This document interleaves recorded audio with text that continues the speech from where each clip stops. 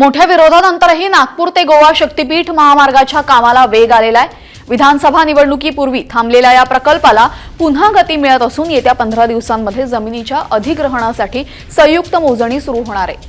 या प्रकल्पासाठी कोल्हापूर वगळून 11 जिल्ह्यांमध्ये संयुक्त मोजणी होणार असून त्यासाठीचे शुल्क संबंधित कार्यालयांना आठवडाभरापूर्वी जमा करण्यात आलेले आहे।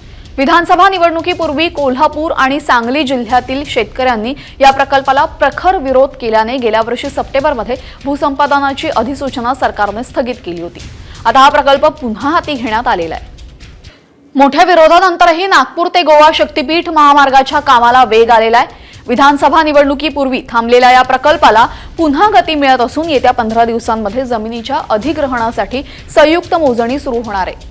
या प्रकल्पासाठी कोल्हापूर वगळून 11 जिल्ह्यांमध्ये संयुक्त मोजणी होणार असून त्यासाठीचे शुल्क संबंधित कार्यालयांना आठवडाभरापूर्वी जमा करण्यात आलेले आहे।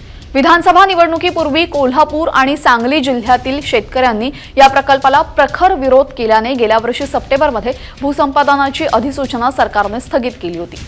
आता हा प्रकल्प पुन्हा हाती घेण्यात आलेला आहे।